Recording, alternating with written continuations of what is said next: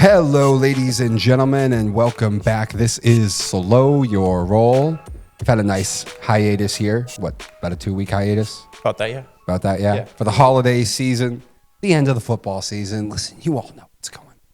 You know who's going to get fired. They're just waiting for the end at that point. Then we're just going to watch the last couple of games, see who makes the playoffs.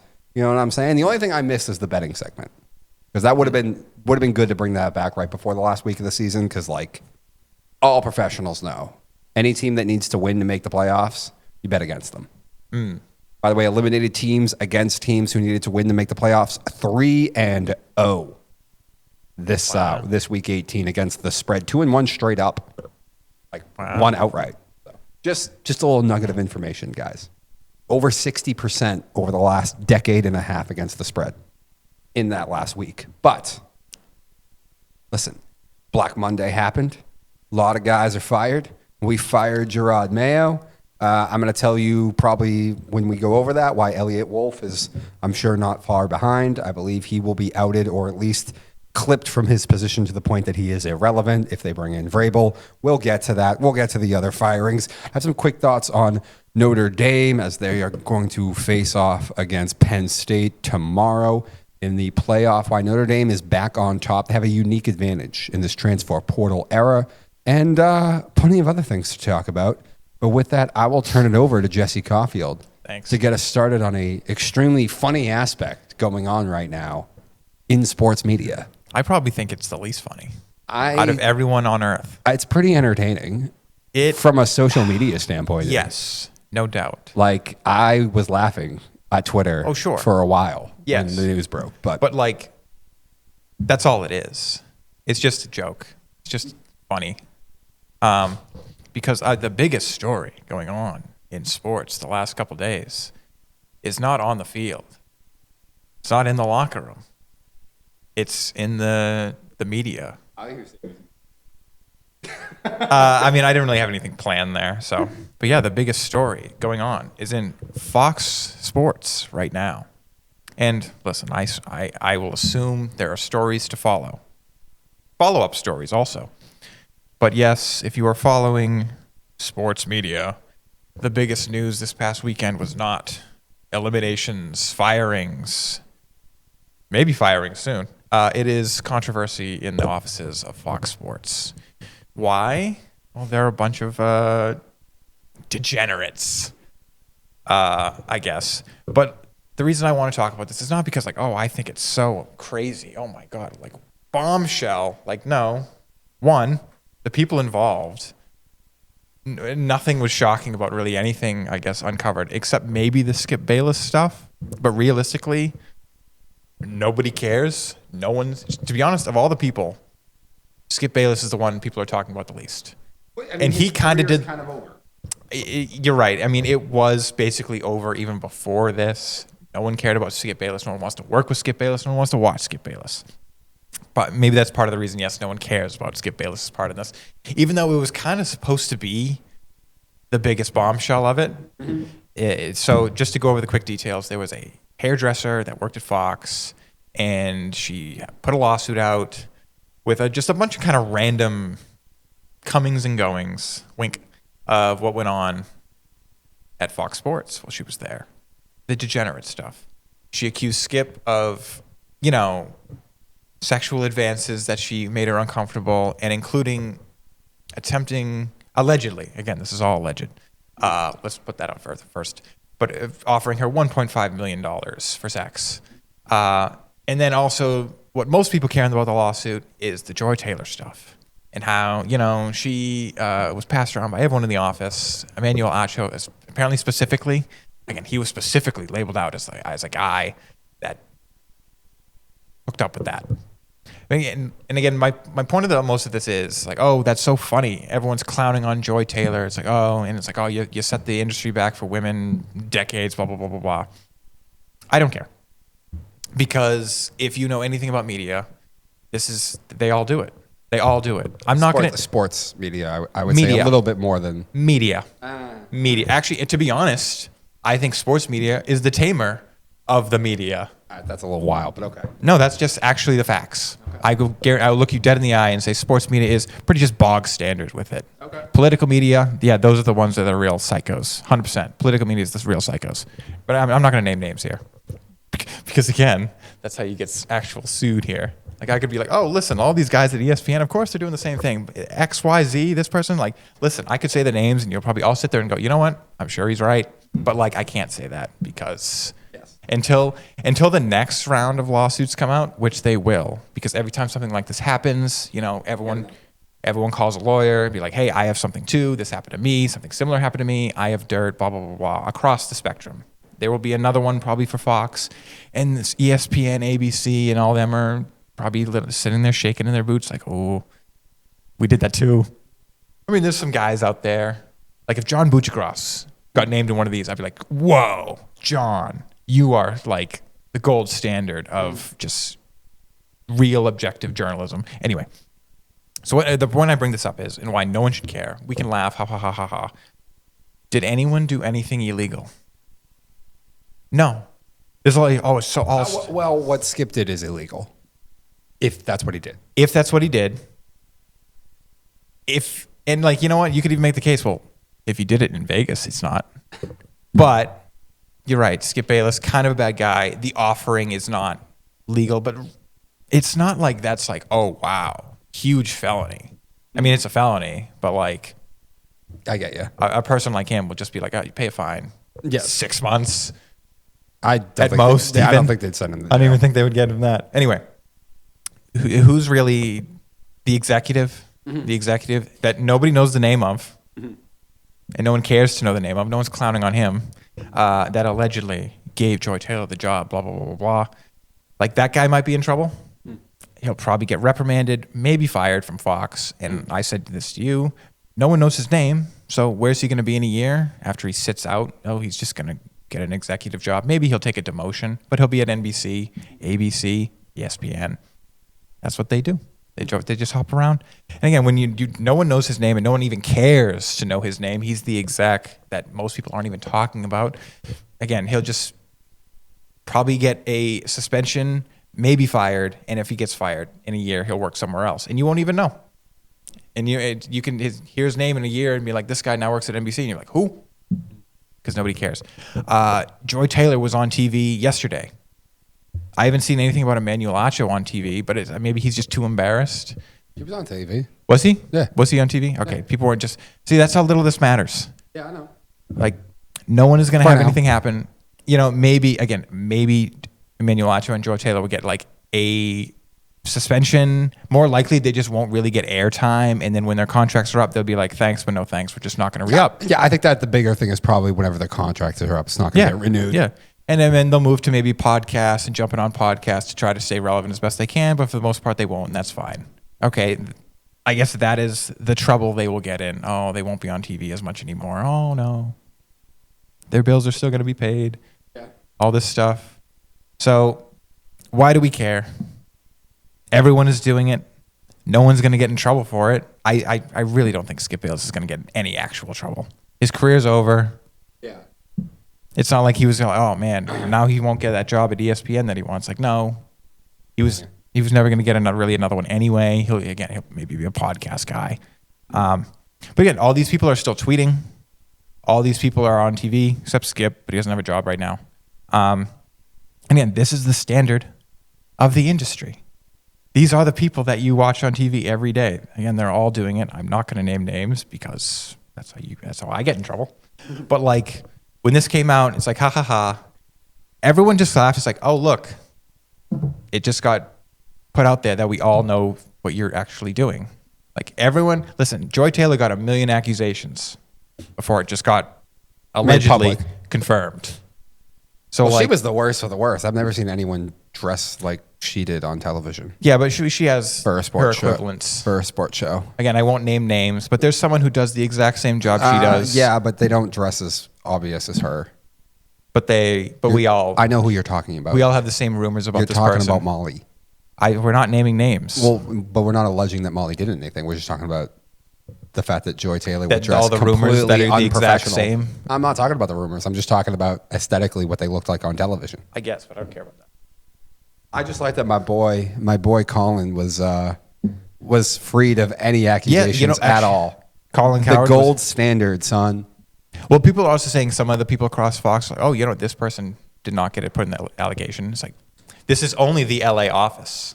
Yeah, the difference is the fact that she actually worked for Colin. Oh no, I'm not Okay. saying like, oh, Colin was like, oh, but there are some people. Nick Wright's on. Oh, look at him. He doesn't work in the LA office. He doesn't work in the LA office, and also that guy has never spoke to a woman in his life. We all know it. He has a wife. No one likes Nick Wright. I know, no one does. Though I do think that's part of his shtick. Listen, I know. I don't know if there's anyone lot of worse these on guys television than Emmanuel say Acho. controversial things. I don't know if on there's air. anyone worse on television than Emmanuel Acho. He's about as bad as it gets. Maybe. He's pretty dumb. And you know what? I mean, Joy's not great either, but there are definitely guys out there that just say the most controversial hot take, because it'll get clicks. True. People will talk about them. Skip Bayless was someone like that as well. oh, 100% Skip was. Skip was the OG. Yes. He was the first to ruin the industry, basically. This industry has had rot in it for decades. Yeah, that's true, but Fox Sports was usually better than ESPN. ESPN's further along on the rot, but What makes you think that? we're not going to get into that on here. Well, I mean, That's going to get listen. get political. Disney bad, blah blah blah blah blah. But like, media, I don't think anyone's kind of really better than anyone else in the media industry. They're all competing with each other to be just as bad. Yeah, and that's how I'm they gonna get. I'm gonna have to disagree with you. That's I how think they get ESPN ahead. is infinitely worse. I mean, we could argue about like the individual cases, and like I think ESPN is a huge liar. Oh, they're a massive liar. And I could point to like specific things, but like we're not talking about the standard of journalism in terms of how they report. It's just how the behind the scenes stuff today. Yeah. And how they're just a bunch of degenerate pigs, and they all just that's just who they are. I mean, I know this is the industry we work in, and part of the reason why I'm like, I really love that independent media is taken off, because like I would not get along with these people. Oh no, and I know it. No, I know. I would never. I would be, if I applied for a job at ESPN, I would be thrown out immediately. If Nick Wright, I mean, all I have to do was look at my Twitter. I would get thrown out of ESPN. yeah, I'm gonna purge that pretty soon. I'm gonna have Clean to. that up. But if Nick Wright, if I had to like look across the table at Nick I Wright, think Fox Sports would hire me. is that the point? Is if I had to sit across the table at Nick Wright and had to hear some of the just god awful things he has to put out there, like I would probably get fired. Be like, dude, no, I hate you. I hate the things you say. I don't know. Why? Why are you gonna purge it? You gonna apply for a job at Fox Sports? No. Oh, okay. Actually, of all the places, that would hire me. Wait, what? Of all the places, that one would be the one. Yeah, I know. I agree. That was what I said. But I would never have a chance at ESPN. Not right now. Not 5 years ago either. Well, if they clean their stuff up, I would actually maybe one day actually think about like, maybe. Well, yeah, if they cleaned it up. But like right now, I wouldn't even. If they offered me a job, I'd probably be like, no. I'd probably take it. But I would take it knowing that I needed to find another job quickly, because I get fired quickly, because you're only allowed to have one point of view at ESPN. Well, if they called me, I'd be like, listen, you're clearly trying to make a change maybe in your building, or so maybe I'll take it. Or maybe it's such a low end job that they gave you that they didn't really do their homework. Maybe I'd be like, maybe take a look at my Twitter, and then get back to me. Dom, it's called X. Oh yeah, you're right. X.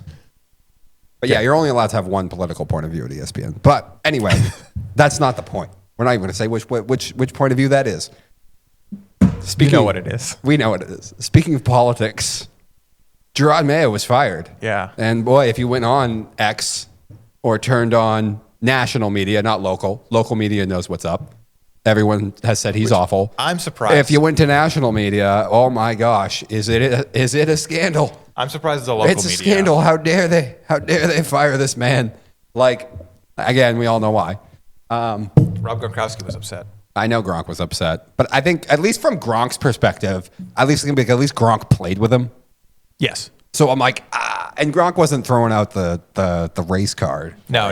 Gronk was just like, And I feel it was unfair. And you know what? Gronk made points. To some extent. Yeah, no, Gronk had a point. It might have been a little unfair.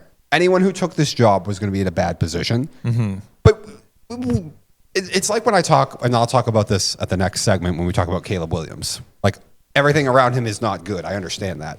but you can still evaluate people in a vacuum. Like the team did not get better. If anything, it got worse the longer the season went on. He said stupid things to the media. He threw his own players and staff under the bus all the time. Like, in what regard was Jerod Mayo good at his job? None at all. I don't know. Nah.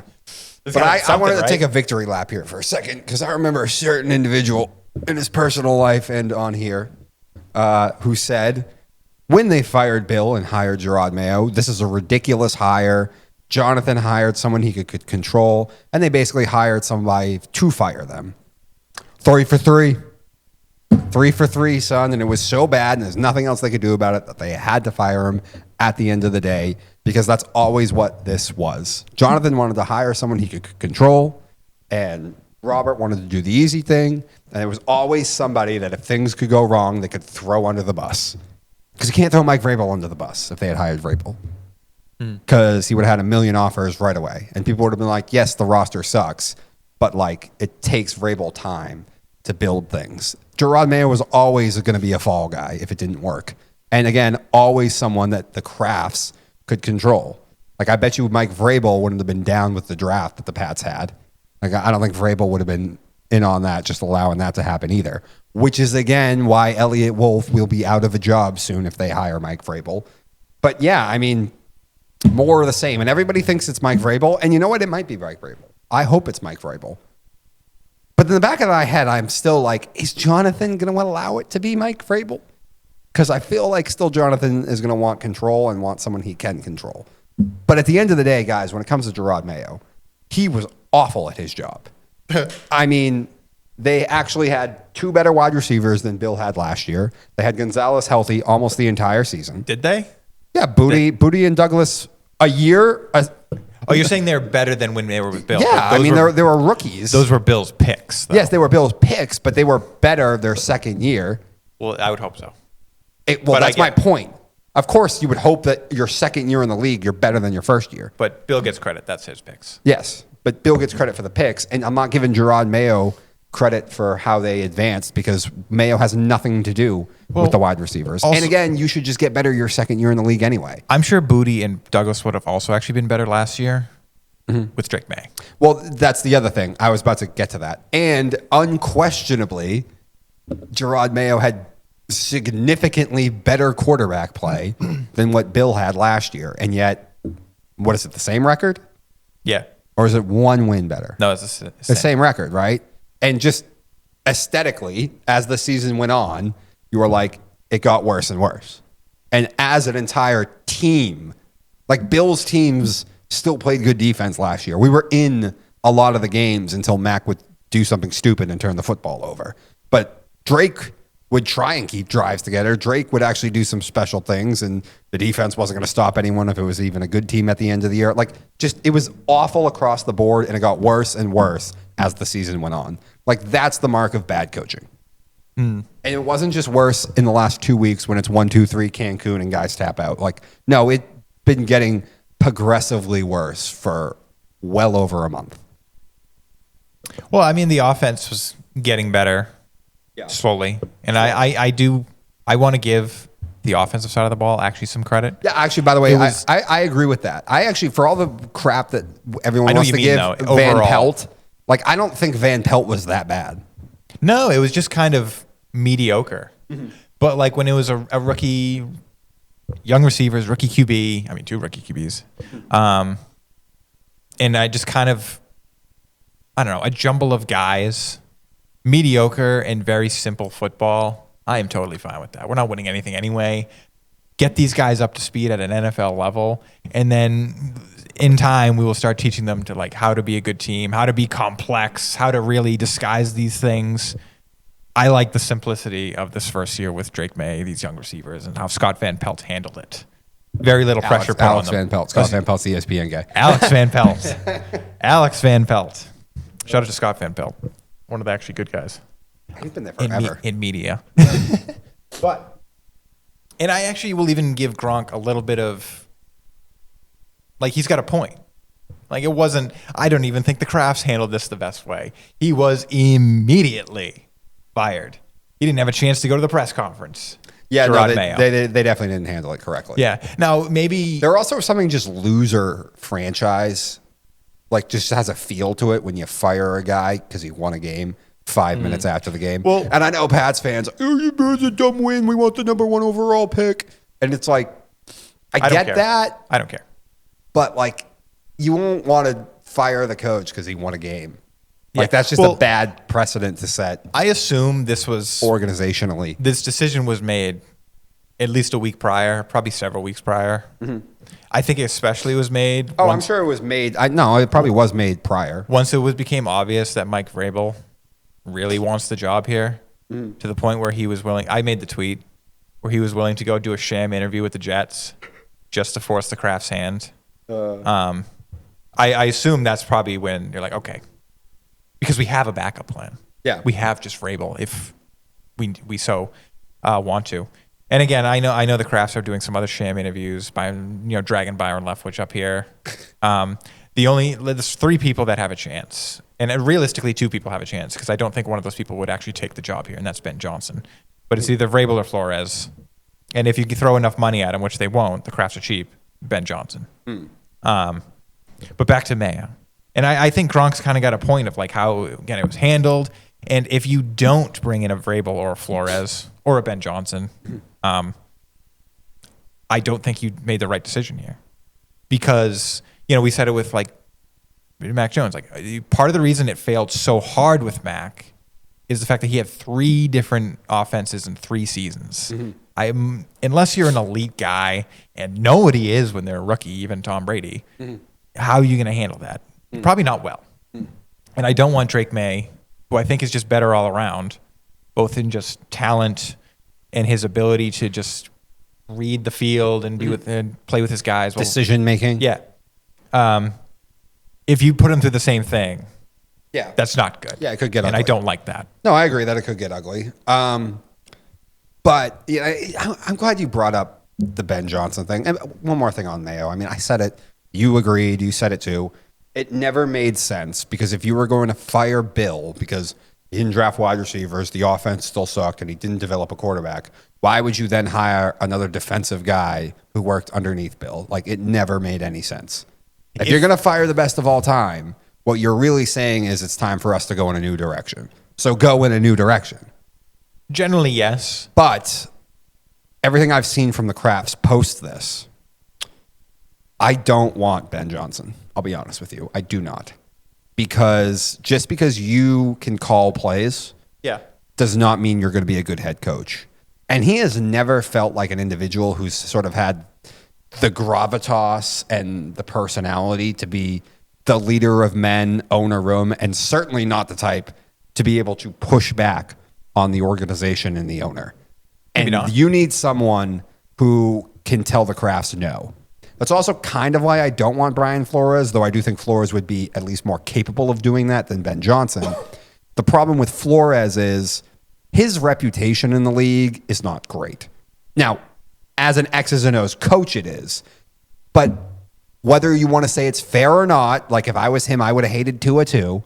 But fair or not, in a league now that's offensive and it's all about the quarterback, and the quarterback's the most important thing, his job market as a head coach is pretty slim.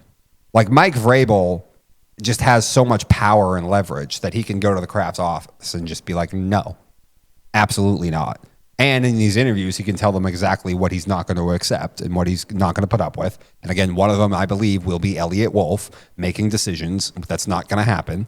But that's what I mean when I don't think Flores has enough cachet in the bank, and I don't think Ben Johnson has the personality. I would bet against Ben Johnson as a head coach. Now, if he went to a great place, like let's say Steelers get blown out by the Ravens and Pittsburgh just goes, you know what, it's time. I think that would be the best place for Ben Johnson because the organization, like you don't need to build a culture there. Like they have an expectation of winning from the top down. They're well run. The Rooneys stay out of stuff. Like everything is just in place, and then you can just hand it to the clever guy and be like, you know what, take our offense to the next level, call some plays. Place like Chicago, he's going to answer to Kevin Warren. He has to build a culture. I don't think that's going to work. At a place like this, He's going to have to build a culture. Is he going to have to answer Elliott Wolf and the Crafts? Are they going to meddle? Like, these are the places I just don't see it. I don't think it's going to work. Pittsburgh? Yes. I think George Pickens, if you're right. Listen, I get the Pickens. One conversation with Pickens, and Pickens would be like, no. I mean, they can move. They could move I guess. Pickens. I guess. The Steeler fans are annoyed with him even. So But I think Pickens would be on board with an offensive coach. I think he would have an idea. But that's about, actually, now that I'm thinking about it, that's about the only place I really think Ben Johnson will work. Because the rest of these are all tire fires, and we've talked about this ad nauseum. All these openings are awful. I mean, I don't know if anyone would work in Jacksonville, but I think it would be very fine. I mean, I would certainly take Jacksonville over probably all of the other ones. If I was Ben Johnson, not here, not the Bears. Yeah, no. The Raiders. Tom Brady is an owner now. They're weird because I feel like they're always in a position where we want to say they're dysfunctional. The Davises are weird. But they're not that bad. Yeah, but you got to remember that this situation with them was kind of thrown on by the fact that they had to fire Gruden because of what had happened. Yeah. Like they were kind of becoming more stable and going in the right direction. Yes. So I kind of feel for Mark Davis a little bit. Well, I'm just saying he's a strange person. No, he is. But I don't think they're nearly as bad as these other ones. The problem with the Raiders now is you don't have a quarterback and they're paying 3 different coaches to not coach. So here's what you do. You trade for Joe Milton. We'll get to that at the end of the show when we talk about what the Colts and Raiders need to do. That's certainly something I would entertain if I was in those places. Hell yeah. No one new's been fired, right? Antonio Pierce last night, I saw that. No one else has been fired yet, have they? No. Yeah. Okay. I mean, there was 2 firings yesterday, and one was Pierce. Well, the other was the GM of the Titans, not the coach. Yes. Which we'll get to that later. That's a dysfunctional place. Yeah, Black Monday was Tuesday. But yeah, I don't want Ben Johnson here, guys. Just because you're a clever play caller does not mean you can be a head coach. They are not the same thing. How'd that work for Kingsbury as a head coach? It hasn't worked for Josh McDaniels as a head coach. Didn't work for Pat Shurmur as a head coach. I mean, Mike McDaniel's on the hot seat. I keep screaming that the future of coaching is defensive. I know you do. And you have a defensive guy who's an angry guy because they're all defensive coaches are really angry, and all offensive coaches are like your mom. They're like the nice one to talk to. Yeah. But that's why they're all going to be defensive head coaches, and then they're all just going to have their OC that they drag around with them everywhere they go. Not to say there won't be offensive head coaches. Of course, there always will be. No, I know. I'm sure Cliff Kingsbury would get his second shot one day. I know he wants it. In time. How do you know he wants it? He definitely does. You saw that interview. I don't think he wants it today, but he definitely wants it in time. I think someday he wants another one, but I think he's chilling right now. No, right now. Yeah, I don't think he's actually that interested right now. No, I think he wants to work with Jaden Daniels for a little bit. Show look at this, and then also he wants a better job to go to. Oh, listen, I'm sure again he's buying his time. And they'll find a young quarterback. They're like, I want that one. Do you get my point though? Because I know you're a big Flores guy. Yeah, that's my number one. And you still want him over Vrabel, even though I said what I said? I mean, they're a similar coaching style. It's just one is a lot less mean about it. Brian Flores is the nice guy, actually. Well, I don't care about that. My point is just the fact that I don't know if Brian can, at the end of the day, tell the Crafts no at the same rate that Vrabel can. Maybe not. I think, but to bring in Vrabel's going to clean house, which is what needs to happen.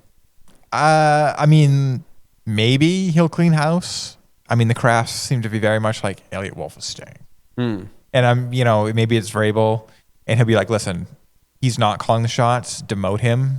Yeah. They probably won't fire him. No, I agree. I think Elliott Wolf will absolutely be clipped as far as his power. That doesn't mean he's going to get fired, but I don't think he's going to be picking the players.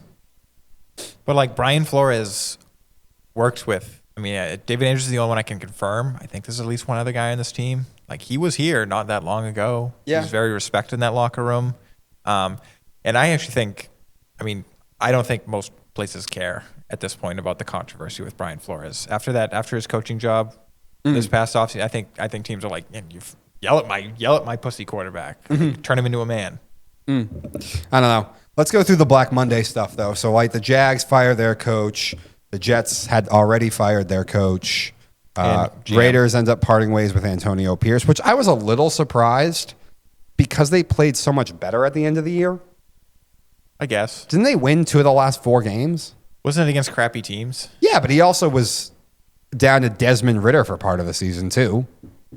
I guess. And they didn't even have a good quarterback to start with. But, hey, they looked competent the minute Aiden O'Connell came back. Yeah. So, I don't know. That one surprised me a little bit. I think it's still like, well. But it probably has something to do with Brady. Yes. Like Tom. Well, I'm sure. Tom is coming now, so Tom's going to want what he wants. And I'm not saying that's a bad thing, but. Tom was talking about bringing in Bill Belichick middle of the season. Mm-hmm. So, like, I think Tom basically all year was like, Antonio Pierce is out. Yeah. And, like, by the way, I do think that's the biggest sort of competition right now for Mike Vrabel. Because I could see Vrabel going there just because of Tom. No, I can see that. No, I don't think he's taking a Jets job. I don't think he's taking the Jags. Oh, he only went to the Jets job to apply pressure. Yes, to the drafts. Yes, no, 100%. And I assume actually Tom Brady very much wants Vrabel. Mm-hmm. I assume that's the guy he wants. Yeah. When it's not now that it's not Belichick, get his clone. Mm-hmm. So, because I feel bad for Antonio Pierce and I like him, but like you're not. No, I know. Winning anything with him. Listen, no, I don't think he was a head coach. You're not winning anything anytime soon with him, but you might as well start setting the groundwork with a new guy, a new culture, find out who's going to fit that culture, who's not from what you already have. Also, I mean, listen, just look at the division. Sean Payton, I guess. Jim Harbaugh, Andy Reid. Like, that's not the place for a new head coach. Sure. Who's never been a head coach until this job. Like, you know? Yeah. There is that to think about. Sure. Awful division to be in. I really feel bad for them. I really do a little bit. Again, not that they've always made the right decisions, but they're not as bad as these other job openings. They're not as bad as the Jags. No one's as bad as the Bears and Jets. Like, they are not as bad as these teams, but they're getting clumped in with them. I think the Jets are the worst. I think the Jets and the Bears are the 2 worst. We can argue all day about which one's worse. I don't know. The Bears have players and talent to work around in a young QB. Well, I'm talking about the way they're run. The Jets have players. Garrett Wilson, Sauce Gardner, all of Williams, which the were way defensive overblown. lineman, a little bit. Maybe they wouldn't be overblown, though, with better coaching. Maybe. You don't have a QB. Devontae Adams is leaving. No, I know. Aaron played, you know what, I'll be honest. Aaron played a lot better at the end of the year. Oh, I do think there's a market team that gave up. I do think there's a market for him. Maybe Vegas. No, Tom's not going to allow that. I mean, I don't know if Tom will allow that. Tom will not allow that. Because let's be real, Tom's the owner of that team now. No, I know. And he should be. No, I agree. He should be making the decisions. But, I don't know. Give me your quick thoughts on Black Monday, how everything went down. Then we might go into a quick ranking of the jobs, because I'm going to say the shocking thing, which is I think the Bears is the worst of these job openings. But I do not. I think the Jets is still worse. And because like I listen, I will hear that argument. The ownerships are both really bad. I still think the Jets are kind of worse. I mean, nobody cares about the Jacksonville job. Yeah. Probably because it doesn't matter. Like, I know Shad Khan was going to like, this is like one of the best rosters we've ever had. Like, it's still so good, blah, blah, blah. Like, it's not really that good. Like, you have Trevor Lawrence, and that's it. Brian Thomas Jr. Oh, you're right. You're right. He is good. He is very good. Brian Thomas Jr. is very good. But Travis Etienne was clearly overdrafted. Yes. All right, stop drafting players because they're friends with your QB. Stop doing it. Jamar Chase is the only one. He's probably the exception. And even then, you'd probably be in the playoffs right now if he wasn't a whiny little bitch. He cost you 1 game and you fell 1 game short. Yeah. Not even 1 game short. The thing with Chase, too, is like, let's be honest. It didn't matter if it had been the team that Burrow was at or not. He was arguably the best player in that draft. Like, it didn't just have to do with Burrow playing for the Bengals. Like, I mean, maybe. He was well established. Sure. He sat out the last year at LSU because everybody already knew this is the best wide receiver in the country. There's no point. But even still, stop drafting players just because they're friends. Yeah, That's a job that, like, okay, it's never going to change. Like, you're not going to fix it. You're not going to come in and change that culture to become a winning culture. Like, Jacksonville's a dead-end job. Oh, it is. That's where, dude, no, that's where coaching careers go to die. Like, it's not the worst job because, like, well, there's actually, like, you have a quarterback. The culture's not so toxic that you have to come in and just blow up everything. Yeah, Khan doesn't meddle either. Sure. Now, But, like, he's probably a little bit too hands-off also, but he doesn't meddle. But it's an unfixable place. Yes. It's like, what can you do? No, I know. You have to, like, literally burn the whole thing down to, like, fix it. And that's like a 10-year job. Oh. So in some ways that is the worst job. But maybe not. They haven't won there consistently since when Tom Coughlin was there. I mean, you could argue they've never won consistently. And Coughlin had some nice seasons. But it kind of. No, I know. Anyway, the Titans GM job is a joke. Similar situation, but at least, like, the Titans, like, have standards. And I mean, who's their owner?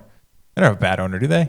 Just maybe kind of an idiot. Listen, I didn't want to say they have a bad owner, but He's over not the a last 3 meddling years, guy. they've become as bad as it gets. Well, at least he's not supposed to be a meddling guy. Because they had a power struggle, and they chose the head coach over the GM, so they fired the GM. But they already had allowed that GM to trade away A.J. Brown, screw up their draft. And then after a bad year where everybody knew it would be a bad year because Vrabel's roster sucked, they decided to fire the head coach, even though they had just chosen the head coach over the GM the year before. I don't know my water. So they chose this GM over the head coach last year, and then it took 1 year later for them to then fire this GM. But he's not meddling in decisions of personnel. So once he finds that right guy. I guess. But, like, the Titans roster is kind of a mess. Who are you going to build around? You have maybe the dumbest QB in the league. Yeah, but they're going to draft one. That's not a solution this year. That's not. I know. You know who's available? Who? Joe Milton's available. Who? Joe Milton. I know. Joe Milton the third. Yeah, that's not going to happen. Not for them. For the first not when you have the first overall pick. It's not going to happen. Wait. A Colts, a Raiders, 100% yes. First overall pick. You give us your first overall pick, Titans, for Joe Milton and our first round pick. Mm-hmm. So we're just moving up 3 picks, but we now have the first overall pick, and then we sell off that first overall pick. Yeah, that would never happen. We'd have to give them another pick. You can have the 7th. No, you have to be higher than that. 6th. They're not taking Joe Milton over the number 1 quarterback in the class. Now he's better than everyone. Listen, coming out of I would make that argument too because just his physical characteristics are better than any of the ones in this class. But I'm just saying the way it goes. Like they're not going to do it. He looks fantastic against a Buffalo Bills team that was definitely trying to lose in every fashion. He looked good in preseason though too. That wasn't just his first. Well, those are 2 situations where, like, we have a big asterisk next to it. I know. But, like, I'm still hyping this man. No, I agree. That was great. But he played perfect against people that he was way better than. And listen, I'm also just making it a prospect thing. Like, just as a prospect, he is a big, strong athlete. Yes. Who can run. Yes. With a big arm. Yes. Like physical traits, he's better than Shedeur Sanders. It's not actually even close. So, yeah. But anyway, let's rank these jobs. We're throwing the Titans GM one out because we're only talking about head coaching. Okay. I think the Bears is the worst. I still think the Jets is the worst. It's sort of clearly a mom and pop shop. They're a little bit cheap. Why the hell is Kevin Warren making decisions? They've been a mess. Everything they do is wrong. And everything the Jets do is wrong. It's an absolute joke of an operation. So I think that's the worst job to go to because you have to answer to Kevin Warren. Now, the Jets are a close second. They are damn close. And, Woody Johnson is not going back to London, so that really hurts it. Why is his son making some decisions? I don't know.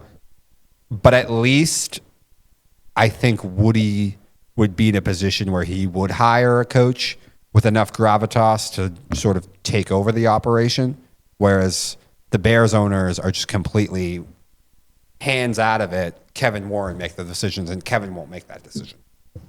What coach do you think the Jets bring in? Well, it would have been Vrabel, but Vrabel was not going to take the job. They would never in a million years take that job. I don't know who they're going to bring in. Rex Ryan? Yeah, probably.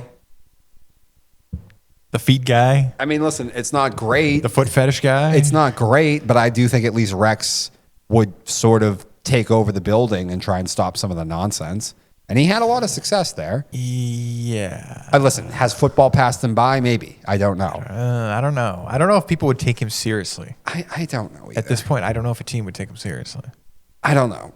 Well, I think the only team that's taking him seriously is the Jets. But at least No, he the feels only front like a office decent. that'll take him seriously. I think for that job, he's not a terrible fit.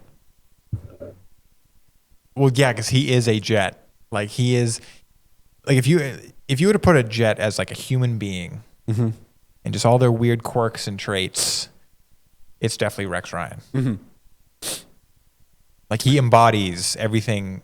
Are we throwing the Cowboys on this list? Because I don't even know. Well, no, because they said no with the Mike McCarthy. But he doesn't have a request. contract. So technically their job is open. Technically, but Which, like, by the way, I'm going to defend Mike McCarthy here for a second. I actually think that the Cowboys made the right decision to not fire him. I mean, I guess you're going to replace him. What with the heck was out there? Bill already took another job. Listen, I would have fired him last year and hired Bill. That's what I would have done. Vrabel. But Vrabel's not taking that job. Vrabel does not want to deal with Jerry Jones. Brian Flores. I don't know if Brian Flores wants to deal with Jerry Jones, and I Well, don't you think could Jerry say that- Jones would you want to could deal say with that Flores. about anybody. I don't think then. Jones would want to deal with Flores either. But he'll deal with Vrabel. No, Vrabel's worse. And That's I say true. that with love. no, He's more abrasive. I get your point. But yeah, I mean, I thought Mike McCarthy did a good job, actually, to get them even 7 wins. Dak was hurt most of the year. They won some games. I think they went on a 3-game win streak with Cooper Rush. And listen, I feel like Mike gets way more heat than he should. He is a good coach. Now, there is a clear gap between him and the very good, and then the great is the Grand Canyon. How many segments have you had where you're just like, Mike McCarthy is dumb. He doesn't know anything. I've had plenty of segments where I'm like, oh my gosh, the clock management. And you know what? They're usually in big games, because that's been my point now, which is once you get into that space where you're the big games, Mike McCarthy is clearly behind everybody else. Name one time that they were in a big game this year. Name one big game they were in. No, they weren't in any big games this year. That's my point. But like, who are you going to go get this year? And like, they're a bit of a mess. Like, I don't think they're going to be good next year. And I don't think it mattered who the head coach was. I don't think they're going to be good next year. You sure? I think he showed some real, his real chops there to get this team to even respectable again. And again, I just don't. Well, who the hell are you going to hire, bro? Like, I don't think there's a coach out here that's better than Mike McCarthy on this coaching cycle. Other than Vrabel, Flores, and Ben Johnson, all 3 of them I don't think would be that interested in the job. I don't know. Exactly. Listen, So what are you going to do? I get that, like, okay, like, is there anyone really that would take the job better than Mike McCarthy? I guess not. He's a veteran. He's been around, blah, blah, blah, blah. And by the way, But he still sucks. now you still have somebody that you can throw under the bus and fire I guess. when you eventually do have to make a change. But this wasn't the time. But I definitely... We're going way off topic. Who's the third bet? The third worst job. You brought up Mike McCarthy. I know I did. The third worst job. Is it the Jags or is it the Raiders? I'm going to go with the Jags because, like, there's culture with the Raiders. See, I thought you were going to say the Raiders just because you are more of a Trevor Lawrence defender than me. No, I am, but, like, Trevor Lawrence is in a pit of despair, and there's nothing he can do about This it. is also his second major injury, too. Sure. And you just paid him. He's the highest paid player in the NFL right now. But he's the thing. He could be as good as Joe Burrow that was this year, and he's still in a pit of despair, and he's not going to get him out of it. Okay. Like I don't disagree with you. I think the Jags is probably the third worst job. So I'm just, wow. I can't a couple minutes ago have said, like, wow, this team is never going to get anywhere with anything, and then just not, well, you know what, that job is pretty good. Mm-hmm. It's not. There's nothing good about it, except Trevor, who's not played well recently and is injured. Yes. Has dealt with injuries now. Fourth worst, probably the Raiders. Probably. Because you don't have a quarterback. You're in a space right now you can't really draft one in what is a terrible quarterback class. I think they're picking 7th or 8th. Yeah. And they have 3 teams above them that desperately need a quarterback. So what are they going to do? Like, they're not going to be able to trade up. You can give up that first They're round also pick. paying 3 coaches already. Mark Davis is not the richest owner, though I'm sure he's way more in the green now since going to Vegas, because I know they make a ton of money now in Vegas, but It might be slowing down, though. might be. because like they weren't selling tickets so well at the end of the year. No, I know. And it's a lot of away people. Well, yeah, but from a money standpoint, it doesn't matter if it's away or home.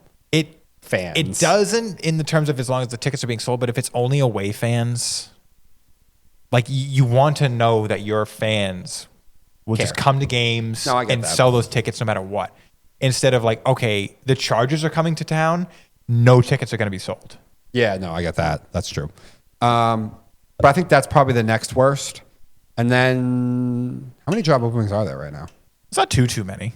Yeah, there's not a ton actually. No. I mean, people like are speculating maybe the Dolphins' job will be open. No, he already said they're safe. Is he? Ross said they're safe. See, here's the thing.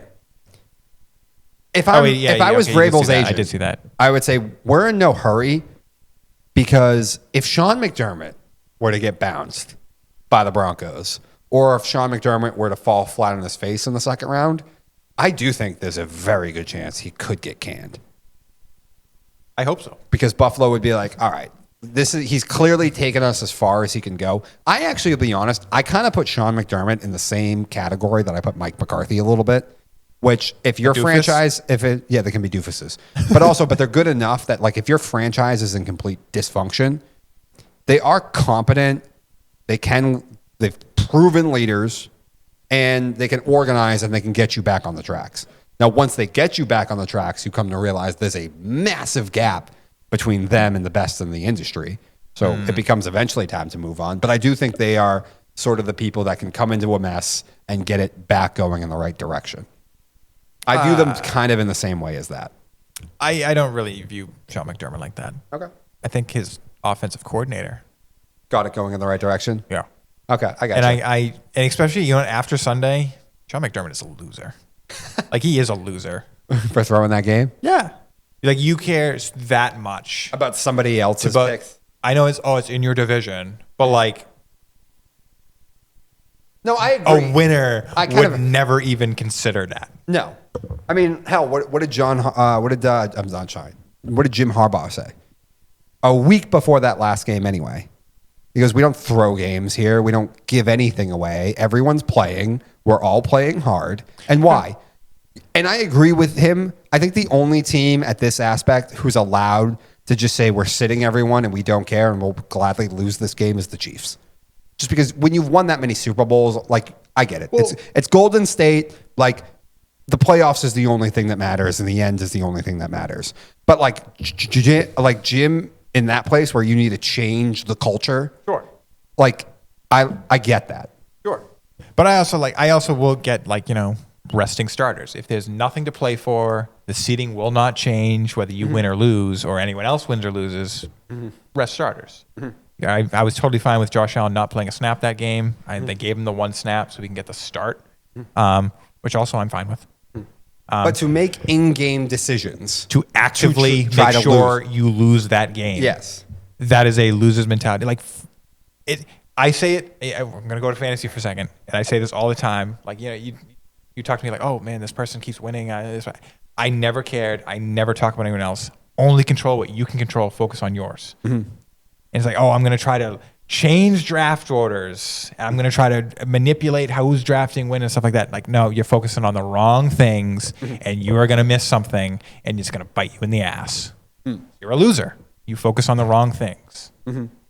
But yeah, so I do think there's a chance that this whole hiring cycle gets shaken way up because, like I said, if Buffalo falls flat on their face, Sean McDermott is going to get fired. There's no doubt about it. Maybe. I don't know if there's any other playoff coaches that could be fired. That's probably it. The problem with that is like he's already shown he's such a doofus in so many different ways and bumbled things up in so many different times, and yet nothing ever happens. Oh, wait a minute. No, I know. There's one more. Of who could get fired? Yeah. Come on. It's Sirianni. Oh, I guess. To be honest, I think he's pretty safe. I think he's not safe at all. They had a good and now, year. did Jalen Hurts clear protocol yet, or has he still not cleared concussion protocol? I do not think he has yet. Because obviously if Jalen Hurts doesn't play, then Nick's got a built-in excuse and he's fine. But if Jalen Hurts played and they were to lose in the first round of the Packers, I definitely don't think Sirianni is safe. They wanted to fire him last year, but they were like, oh, he just made a Super Bowl. We can't do that. Did they really want to, though? I think they kind of did. I don't know. They seem to be... They talked it over. I know they had a conversation about it. I think his job is pretty safe. Unless you get, like, absolutely steamrolled, which it's not going to happen. I don't think it's safe. He has to get out of the first round for it to be safe. I still... Yeah. Okay. Wow. We don't view this the same way then at all. All right. With that, we're going to take a quick break. We'll quickly talk about Caleb Williams and the Bears, and then we'll go into some other topics. So stick with us, guys. And we are back at Slo Ur Roll. Some quick thoughts, though. I want to zero in on the Bears because I know Kevin Warren thinks it's the best job just because you have a quarterback that you drafted number 1 overall last draft. Well, this is the NFL, and things change quickly. They have maybe the worst coaching in the league. I understand that, especially after they fired Eberflus. The Jets are the only one who can make the argument to even be close. The O-line is trash. I understand that as well. Jerod Mayo. But like, you can still evaluate someone in a vacuum. He's not good. They have a massive problem on their hands because this kid does not look good. He holds on to the ball way too long, which if you talk to Sean Payton, who, by the way, the Waltons handed him control over Denver and said, you run it. He's been right on every single decision and everything he said. He was right about Russ. He was right about drafting Bo Nix where he did, even though most people thought they overdrafted him. He was right about calling out Nathaniel Hackett, saying he was awful at his job and didn't know what he was doing. He was right 3 for 3. And this holding on to the ball stuff is what Sean Payton talks about. That's why Sean didn't love Caleb Williams as much coming out of college. And it's why Sean couldn't stand Russell Wilson and he needed to get him out of there. Like, it's a problem. And a lot of guys, especially offensive guys, don't think it's something you can coach out because you're not seeing the field well and you're just a slow reaction time. And this is what he did at USC. That's the other thing. It's not like this is a new problem. It was one of the knocks on him coming out of college. A little too much backyard football, a little bit too much of a playmaker. Again, holding on to the football too long. He doesn't just see it, react, and get rid of it. It's absurd. And you would think with a bad offensive line that he'd be, if anything, trying to get rid of the ball faster. But it's just ingrained in his play and in his head. Now, I think now it becomes almost freezing up more than just trying to make a play even too. But no matter what it is, this has been a problem for him. It was a problem for him at USC. It's a problem in the NFL. And the other thing is he's not that accurate. Now, that's a little bit more, you can probably coach some of that in. And again, if he was more comfortable behind the offensive line, I'm sure. And I love when people try and read the stats. He hasn't thrown a pick in 3 or 4 games or whatever it was. And it's like, guys, he's down 17-0, 3 drives into the game. And then he gets all his stats in garbage time because the game doesn't matter anymore. When the game matters, he's atrocious. When he's facing set real defenses who are trying, he's been awful. And you mentioned it when we played him. It's like, dude, if a guy's wide open a 5-yard route and you skipping the ball by him, like, I'm not blaming that on the offensive coordinator. Like, that's on you that you can't hit layups. So they have a massive problem on their hands. I've talked ad nauseum about Kevin Warren. It's a mom and pop shop. They don't know what they're doing. They're kind of cheap. And the quarterback looks like a disaster right now. So I think this is probably the worst job of all of them. And I know it's unfair. It would tell me what he's dealing with and what he's not. Listen, he has legitimate people to throw to. The O-line is bad, but also he does make it worse. He has plenty of these sacks are also on him. Like, get rid of the ball, dude. So it's just bad all around, man. If right now, I would bet against his career. Well, Well, when we were talking about Joe Milton on Sunday, oh, wow. Like, obviously, he showed off the arm a couple times. He showed off his ability to move, the athleticism a couple times. But there was one play that I kind of singled out, and I texted you about, where he was in the pocket, and there was a free rusher right behind him, untouched. But he sensed it, and he was able to then, move the pocket, roll out. But he kept his eyes downfield the whole time. He wasn't kept, like, circling back or anything. he can tell wanted to throw the ball. But it was running out of time, and he maybe could have tried to force something to a receiver, or he maybe could have tucked it and ran for like a yard, 2, maybe 3. But no, he just gently tossed it out of bounds. And I literally stood up and started like clapping and like yeah, like I was pumped when he like just tossed the ball away. I was yelling like, just throw it away, just throw it away. And when he did it, I'm like, oh, yeah, it's instincts of the position, the poise. Yeah, like it was so good, so good. The things that's as hard to actually teach, you either have it or you don't. Hey, listen, I'm not even gonna say these can't be taught. And like when you're in college, and this is why part of the reason I don't like some programs are closer to college, some really aren't. And when I guess you're having your QB just run around extending plays, blah blah blah blah, blah all that stuff, like you're not readying him for the NFL. You're just kind of just releasing him and letting him be talented and win that way. Well, I think most people thought it was a Caleb thing, not the program. Like I think it frustrated Lincoln Riley. Yeah, maybe it did. But he's had this habit for years. And when I didn't expect some bad coaches to get it out of him first year. I really don't. No. Maybe it'll never happen. Maybe blah blah blah. But in the age of Baker Mayfield making it work on his like 4th team, 3rd team. Yeah. Sam Darnold making it work in year whatever it is with how many teams he's been. Stop declaring these people dead first year. I'm not declaring him dead yet. I didn't say that. These things can change. Okay. Lamar Jackson today would blow my mind from what I saw a couple years ago. Yeah. He'll never learn to do these things. He'll never be a real standard quarterback in the NFL. And while I still think there's some excuses of why, like, listen, he's helped a lot by this, that, and the other thing. Derrick Henry, the coaching, the organization. But that is just the situation. And Caleb Williams, the Ravens are just a hell of a lot more run than the Bears could probably ever dream to be at this point. But the point is, like, given a good situation, and it might not even be in Chicago. Maybe he'll find it somewhere else, like Baker Mayfield and Sam Darnold are. I'm not.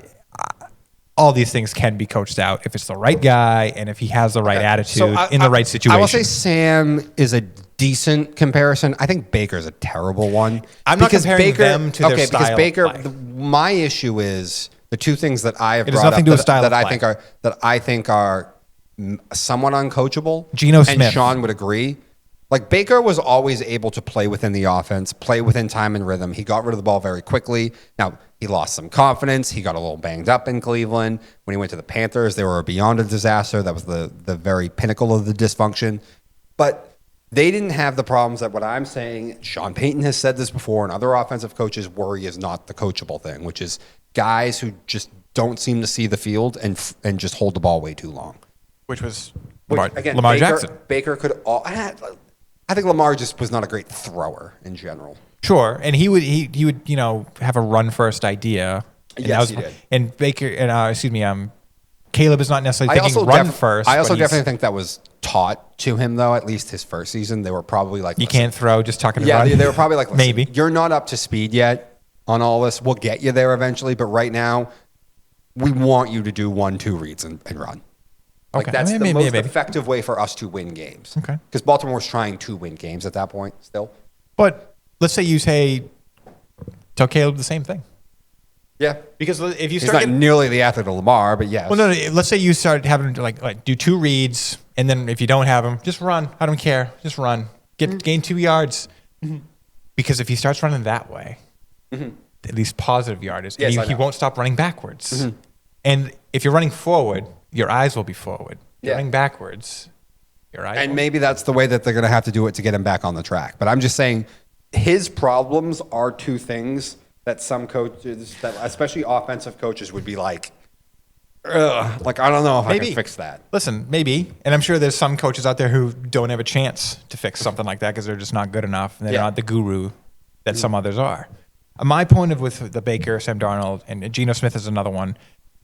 They were quarterbacks who were declare anyone dead. They were quarterbacks who were declared dead, who problems weren't fixable, and now they're all on new teams thriving, some more than others. Geno Smith, not so much, but he's working. And for the most part, the problems that we're really pointing to aren't in your face anymore. Where it's been cleaned up, or it's just a different problem now, and just maybe they're not athletic enough. And Baker Mayfield has his limitations. His arm isn't great. He doesn't move hugely well. Well, but he's been making it work with what he has. Yes. But I do think I think it's funny that those two things, when people try to defend Caleb on the internet and say he's not playing bad, I'm like, guys, he is playing bad. Now there are reasons for it. We can give. I've always said too, like I was late for work and stuff like that. Everyone always asks for an excuse. I was never a big excuse giver, but I would smile at my boss and stuff. Well, I have reasons, but like they're not excuses. There are reasons Caleb is playing bad, but I don't think they're all excuses. Like if you just analyze him in a vacuum, he's not good. Drake May's situation is not good. But if you analyze him in a vacuum, he's playing well. Yeah. You are capable of playing well yourself. Now, the points, the results, the end game won't be there because what you're surrounded with is awful. But you can play well even if your team sucks. He's not played well. I do think the situation has made it worse, though. Oh, infinitely. There's no question. Yes. So... But again, if Drake's able to put good film out there and play well, and by the way, here's the big thing too. Here's the biggest thing. So the Pats suck. They at least look good early. They at least look good early in games, though, right? When things are scripted, when the rest of the offense has at least had time to practice it, Drake sees it, executes it, makes the plays. Like they do score early in these games a lot. The Bears are awful early in games. And Caleb's awful early in games. And the only time he has any success is, like I said, is the second half when they're down by 20-something points and he's facing prevent defenses all the time. And then I got to get, he hasn't thrown a pick in 4 games. Look at her, he's thrown for this many yards. I had someone on Twitter be like, he's thrown for almost the same amount of yards as Jaden Daniels. And I'm like, you are a moron. Watch the games. Just watch the games. Like Jaden is facing set defenses that are trying the entire game. It's a real football game. Caleb's games are over 10 minutes in. Like it's not the same thing. A real football game. It's a real football game. After the first quarter and a half, no one cares anymore in the Bears games. And not to say Drake May does not take advantage of garbage time. He does. But at least they score early. Yes. And there's also the Bears don't score. I think it was 6 weeks in a row that if you would just bet the first half on whoever the Bears' opponent was, that you won every single time. Really? Because they just don't score. Crazy. Well, maybe invest in something else other than wide receivers. Yeah. No, I know. Keenan Allen. You already had Keenan Allen and DJ Moore. You did not need to draft Roma Dunze. Maybe you should fix the offensive line. Let's talk to a place that usually has been well run, but I think we need to have an honest conversation about stuff. And I'm dividing up blame all the way around. Brock Purdy, his decision-making at the end of the season has been atrocious. And I've talked about, listen, if you're going to be that style of player, you're not allowed to turn the ball over. Like you have to hang your hat on decision-making. Under no circumstances can I give him a contract this year. We're going to franchise it, or you're going to give a Daniel Jones deal. That's all we're going to do if I ran the Niners.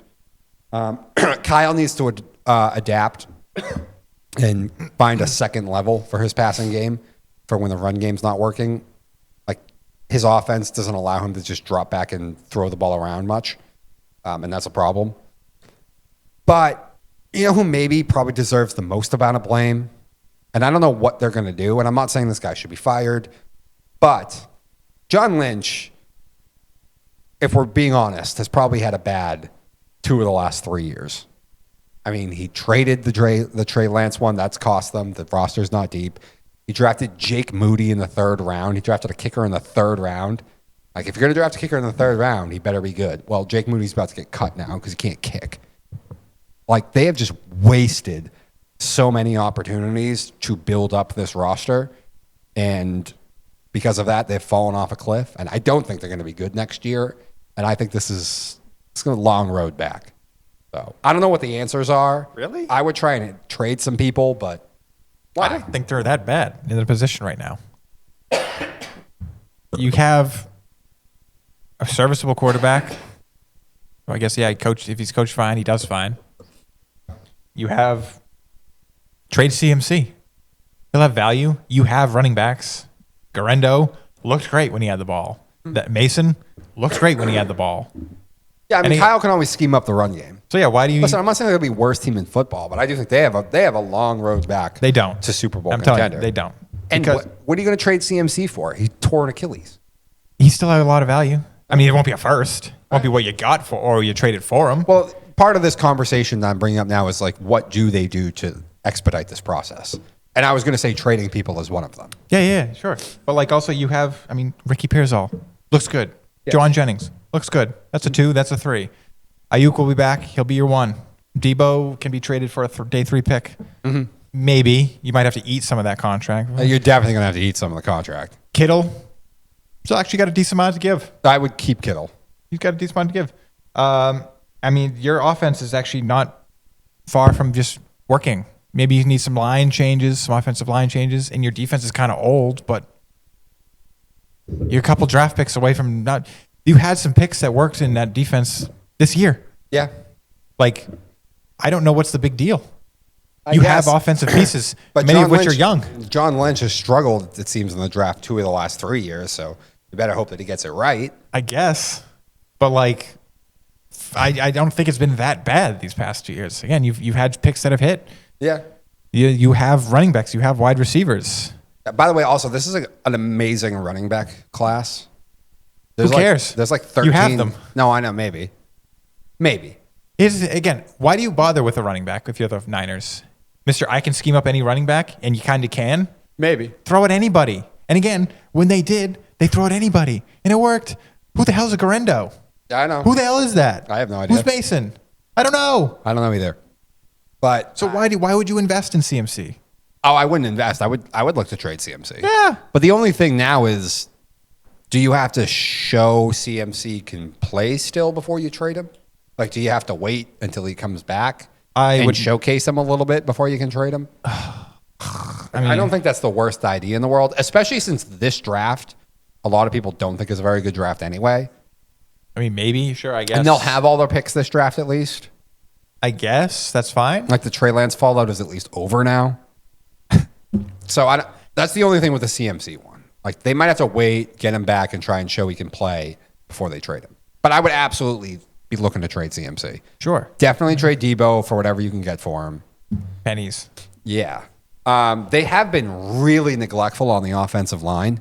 And that's almost by design because that's literally how Kyle and John think. Mostly Kyle.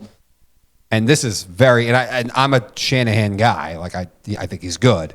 But this is one where the best coaches historically in football would laugh at Kyle. Kyle thinks it doesn't matter. Like Kyle thinks my scheme, we can just kind of coach up anyone. Like they didn't draft Trent Williams. They had a unique opportunity. He's holding out because he didn't want to be in Washington anymore. And they went and got him. In general, they don't invest in the offensive line. I think he's wrong there.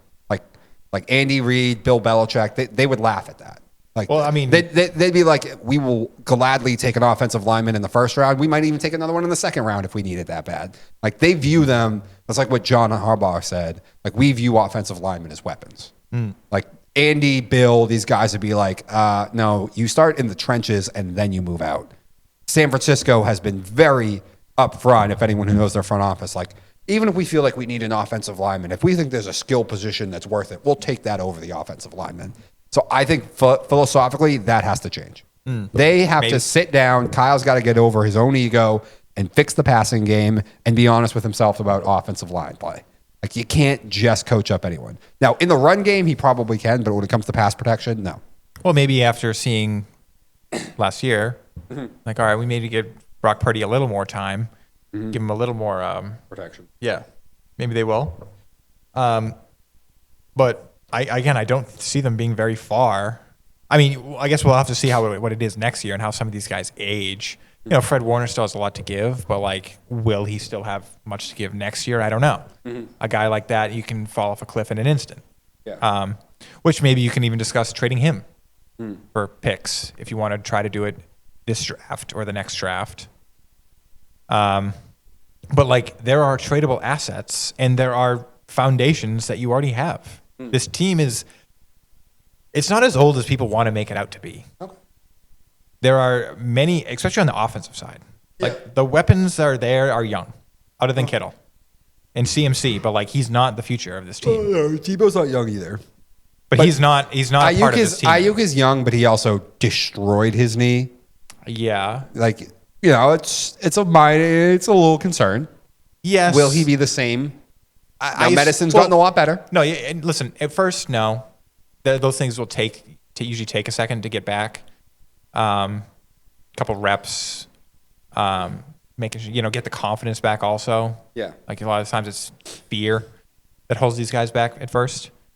But he's still young enough, and yes, knees at this point, for the most part, get reconstructed pretty well. Mm-hmm. Like Nick Chubb had a really bad knee injury, and he had a fantastic NFL career before the second knee injury. Yeah.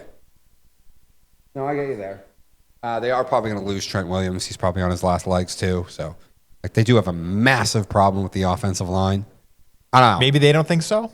Well, they're wrong. Now, listen, I'm more of the idea of yes, you should handle that. You should take care of that. But if they think that it's so good, and for the most part, I guess they are correct, where it's been so good that they haven't needed to rely on it so much.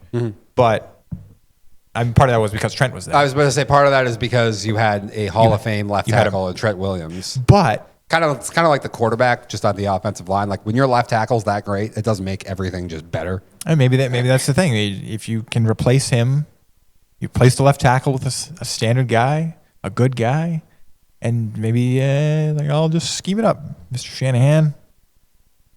But even then, like again, I don't think it's that. Maybe he'll be bad next year, but like in 2 or 3 years, I think that'll be again probably. All right, maybe with Brock Purdy, definitely with Pearsall. I mean, Juwan Jennings is not young, but he's not old. Ayuk. I don't know. That corner. I don't know. John's got to do a better job than he has the last couple of drafts then. I will say last draft, I don't think he did bad.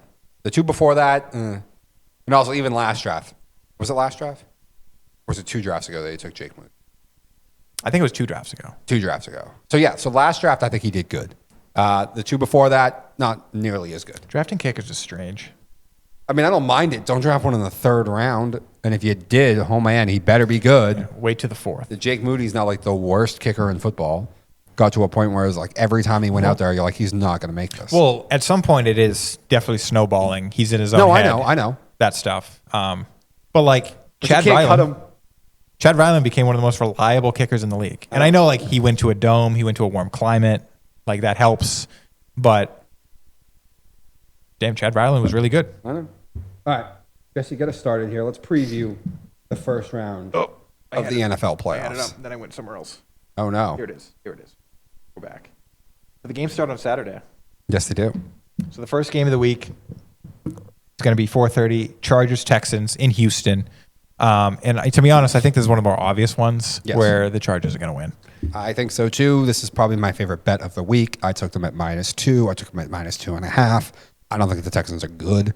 I'm honestly disappointed. I wish that they had figured out a way to at least look a little bit better at the end of the year, and I wish Tank Dell hadn't gotten hurt. Yeah. Because I would have got a better number on this game. Like, I think it'd be around... Like, it was all the way at 3. I think it's now at 2.5 again. It's been bouncing around between that. I think if Tank Dell had been there and they would have at least looked competent at the end of the season, this would be a 1.5. But unfortunately, they looked awful at the end of the year. Yeah. But, yeah, I think the Texans are bad. I think this is a barely average team at this point. I think at this point you could say that, but it's a little unfair. They've dealt with a lot of injuries on the offensive side of the ball. Yeah, well, they're wide receivers. Stephon Diggs and now Tank Dell. Yeah. I mean, Joe Mixon's not 100% at this point. He's had a couple injuries this year. And I mean, the biggest thing is Stroud. Stroud has been the biggest disappointment for me this year. Oh, I that agree. sophomore slump has been hard. I agree. Now, I will defend CJ a little bit. I think he was getting overblown. Probably. I always viewed CJ Stroud as if he was going to work in the NFL, he would be sort of a Jerod Goff type, where he's not super mobile. He's not that athletic, and he can freak out a bit under pressure. But if you at least protect him, he is going to be damn good. And he is damn good, at least last year when he got protection. You got to hope they haven't ruined everything, but you have got to make sure, particularly the interior of your offensive line, right? Because with a guy like Goff, Brady obviously did this for years. If you get pressure on the edge, he will at least be able to step up into the pocket and get rid of it. But when you get it right in his face, like he's kind of screwed, you know? Yeah. And that's what's going on right now with him. So I want to defend CJ a little bit. Whereas I just think people unfairly put him in a place where he shouldn't have been last year. And I've always viewed him as listen, you have to get the interior of the offensive line correct. It's got to be protected, and then he'll be pretty good. I feel like we were all surprised at how he balled out last year. Oh, I was shocked. I was not a huge CJ Stroud fan out of the draft. I don't think anybody was. No. And to be honest, I don't care about the Chargers. It's mostly just the Texans are not really built to be here right now. Yes. I mean, I care about the Chargers in the sense of they're more built to be culture, here, John. But like, to be honest, they have J.K. Dobbins back, which changes their offense a lot. Maybe. They really had trouble scoring without him. They did. Now they still don't put up a ton of points, but it was a battle after he went down. Well, I don't like the Chargers are better. They're more equipped to be in the playoffs right now, but it's not their time quite yet. No. There's a clear ceiling. The ceiling is probably after this round. Yeah. But I do think they're better than the Texans. All right, next one. I don't know what to think about this game because I think the Steelers should be dead in the water. I think the Ravens should blow them out. But I mean, listen, no one knows each other better than these two teams do. When you have two teams that know each other really well, it does usually favor the underdog. Every time you want to count out Mike Tomlin and the Steelers, they do come roaring back. It's still Lamar in the playoffs. If they get off to a bad start, Lamar can get really tight and all the pressure is on him. Like, you can't lose that. Hell, if he only won this game by a field goal, we'd probably be side-eyeing him. Like, come on, dude. Maybe. So, it's a stay away for me from a betting standpoint. I still think Baltimore probably wins comfortably, but I don't feel comfortable about it. Spread's 9.5. I know it is. It got up to 10.5. I mean, I'm going to... But the Steelers have looked dead. Like, they have looked dead over the last month. I understand that. The offense is gross. It's terrible at this point. And I also think that last game the Ravens had against the Steelers, I think they and Lamar especially have got to be feeling pretty good about that. I feel like they slew the dragon a little bit. Yeah. Particularly for Lamar. Yeah. Who has historically been awful in this matchup. You know, I don't even think it was necessarily Lamar overcoming the Steelers. I'm sure in his own head and in the locker room, that's what they're saying. I think it's just they found the formula where Derrick Henry, there's a lot of it was Derrick Henry that day, especially early on, where they could establish that, and then their defense is really having to like hone in on Derrick Henry, and then they could kind of let Lamar loose a little bit. But I think it was just the Ravens found a perfect way to go up against the Steelers, and that'll give Lamar the confidence. Because it wasn't so much Lamar just devastating the Steelers. Like, no, he just played safe, and the scheme was good. Yeah. But I think that's still in their own minds. Like, that's good enough. And, like, yeah. Yeah. Denver and Buffalo, we kind of already talked about a little bit. This is just a tough spot. I don't think this game is going to be close. You're going to ask a rookie quarterback now to go on the road. Bo Nix and this team has been pretty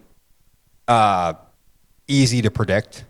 Like, Bo will ball out and play really good against bad defenses. He usually struggles against good teams, which I'm not trying to diss him. He's a rookie quarterback. Like, that is to be expected. But I think this is a bad spot. I don't think this is much of a game. Really? I do. Because the Bills' defense is terrible, and I think Sean McDermott is about to get worked. Do you think Denver is going to win this game? I think they very much. You know what? Them Bills showing themselves to be nothing but losers. Yeah, I think they're very much in danger of losing this game. You should go bet Denver right now because it's plus 8.5 then if you feel that strongly. You should give yourself the 8.5. Maybe I will. And you know what? Maybe I'll do it. Because like that is a huge loser mentality that I cannot share. And maybe I'm being too biased because like in theory they should still be better than them. I'm not making it about trying to give Buffalo a ton of credit. This is just a tough ask, man. Well, this is not like Miami.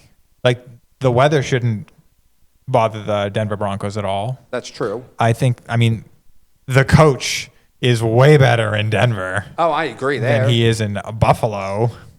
That's interesting. Like, what exactly? You're going to make me examine this. What exactly about Buffalo makes you think that they are going to just Josh Allen, and they've been here and done this. Josh Allen? And they've been here and done this. I actually think them being here and doing that makes it bad because they're going to sit there like, the Broncos, we're about the Chiefs, we are about the Ravens. Like, you know how like the Steelers used to do, and the reason how they lost to the Jaguars those couple of years, and Tim Tebow, longer than a couple of years ago at this point. But yeah, that same idea of like, we're not thinking about this, we're thinking about this. The Patriots, okay. The Bills are probably thinking about the Chiefs. They're probably thinking about the Ravens. Like the Broncos, Bo Nix, rookie quarterback. All right, we'll probably have to worry about the coach or really scheme it up, X's and O's, blah, blah, blah, blah, blah. Make sure it's all airtight and they won't mess it up for themselves. But like, oh, we should steamroll this team. All right. Green Bay and the Eagles. This is such an intriguing matchup. I think there's a ton of pressure on Nick Sirianni. There's the problem here with Jalen Hurts is still not cleared concussion protocol. I still expect him to play on Sunday, but he wouldn't have practiced now for 2 weeks. So that affects things. Green Bay didn't look great at the end of the year, but we have a precedent here. Matt LaFleur, in these big games, you give him the time to prep. They were fantastic offensively in both playoff games. We don't trust Nick Sirianni. The roster is better with the Eagles, but I don't know. I think this has massive potential to get really weird. It could. I think the Eagles are too talented. And the Packers kind of stumbled those last couple weeks. Not that I think losing to the Bears is like, oh wow, like Jordan Love didn't play the whole game. It was the last game of the season. Most of the stars I assume didn't play that whole game. I didn't watch that game, but this will probably be one of the closer ones. I still got to give it to the Eagles, though. I just do. I'm not saying Green Bay is going to win. Too talented. As long as Jalen Hurts plays, I'm still going to pick the Eagles to win. Okay, all right. Certainly would not pick them to cover the spread. The quarterback thing is... I do think this has a chance to get weird. If you ask me who has the best chance of pulling an upset, I do think it's the Packers. Next one, Washington and Tampa. I don't consider this pulling an upset because I don't think these two teams are that far apart. Historically, really? I don't want to give the edge to Washington simply just because rookie quarterback. Washington does like to run the ball, and they do depend on it a bit, and it's hard to run on Tampa. However, I saw Jaden when they couldn't run against the Eagles, and he still made it work. So I don't have a huge opinion. I'm just going to watch it and enjoy. Tampa should win. Really? But Tampa is so unserious. Okay. I think the Commanders should win convincingly. See, the score can be one score, but I don't know the eye test because of like Tampa at least can run the ball now, and Washington has problems stopping the run. I think as long as Baker doesn't turn the football over, I think they should be able to control the game. I don't know, man. Okay. I like Bucky and Rashad back there. I know you're a big Baker guy too. Usually, listen. I like Baker. I like to defend Baker. I would not call myself a big Baker guy. I know. I was kind of being funny. It's like again, like we're gonna do our quarterbacks list. Probably are we gonna do it after the Super Bowl? Even he gets really tight.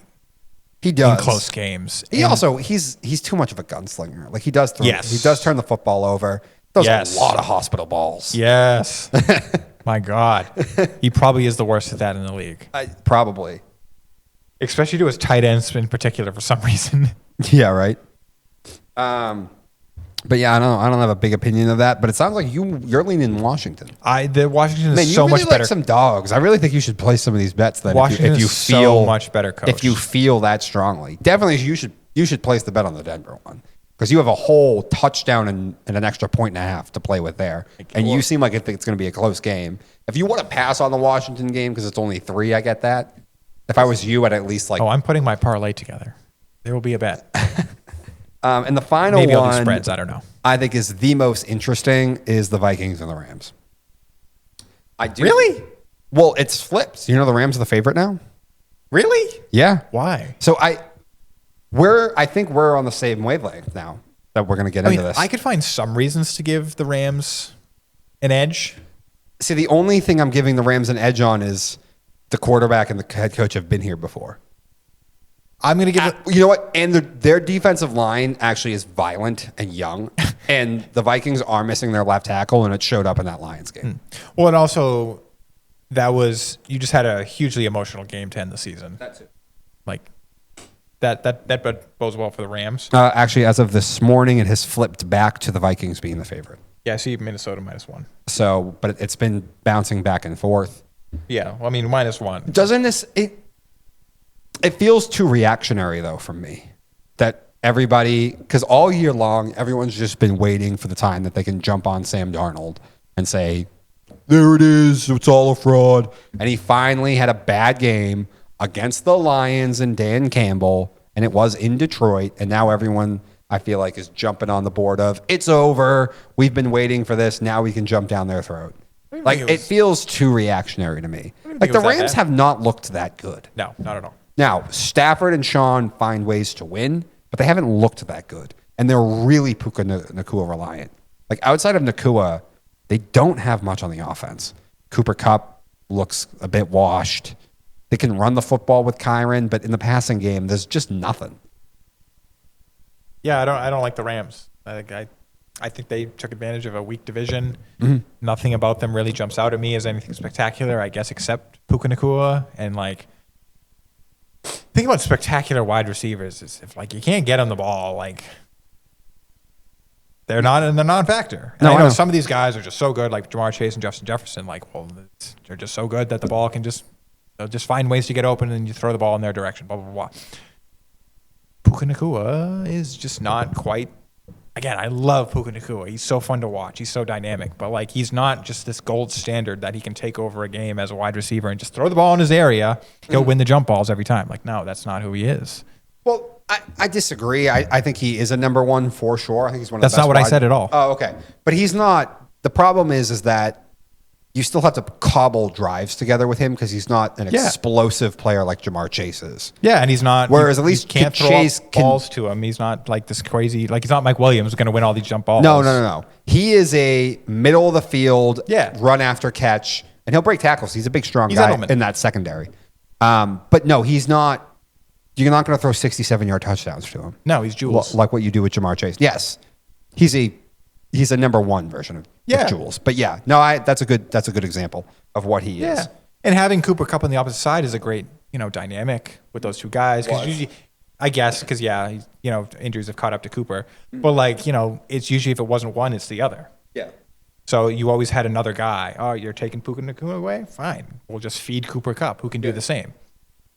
Allegedly. Yeah, before. But now that's over and people can just focus on Puka. So yeah. So far, I've only made 2 bets. I bet the Packers at the 4.5. I bet the Chargers at the 2 and the 2.5 both. I don't know. You might have convinced me. I mean, Brian, I might go put some money down on Denver. Brian Flores is going to have some schemes. Mm-hmm. Like, I'm already on board with the fact that I'm probably taking the Vikings. I mean, there was some I needed to let it play out. I didn't think Sam Darnold and the Vikings were all that bad against the Lions. It's just like you just got outplayed and out schemed, man. Mm-hmm. Like it's not like the Vikings were just constantly turning the ball over, just stupid plays. No, it's just the Lions are just better than you, man. They also moved the ball fine on Detroit. It's just they kind of couldn't get in the end zone in the end. Yeah, they couldn't finish it. I mean, I guess you can say like some of that's on Sam Darnold in the offense. Like, I don't know, man. No, to me it seems Detroit just is that tough. Yeah, no, I think this all seems way too reactionary. I mean, there's some couple things. Like when I made the line for Encore, like because obviously I do that after the game's on the thing. I made it 3. Like I had the Vikings as a 3-point favorite. Like this seems way too reactionary to me. And like there's some old, he started throwing the ball high in that game against Detroit. And it's like, that's kind of his old habits. Like, I don't know. It's just a frustrating game. Nothing's really working, and you're getting out muscled in every play. Like he's forcing things. The ball goes high. I don't care. Mm-hmm. And I've been someone who's like, the Sam Darnold is not this. Yeah. He's being coached up too well. I'm still like that guy. But like, I don't blame that on Sam Darnold. No, I get you. All right. With that, we're going to take our last break and we're talking Notre Dame real quick. Colts and Raiders, what now? And we'll do our quick Darwin. So stick with us, guys. And we are back. A little college talk real quick. Now, I'm not going to talk the playoff matchups that much. We don't have that kind of time. We also feel, listen, I think Penn State's going to beat Notre Dame. We all feel Ohio State should beat Texas.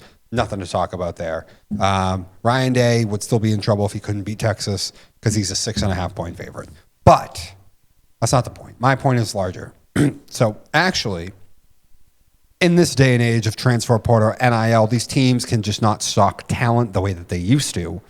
Notre Dame had fallen behind of the big boys simply because of their academic standards and all that kind of stuff.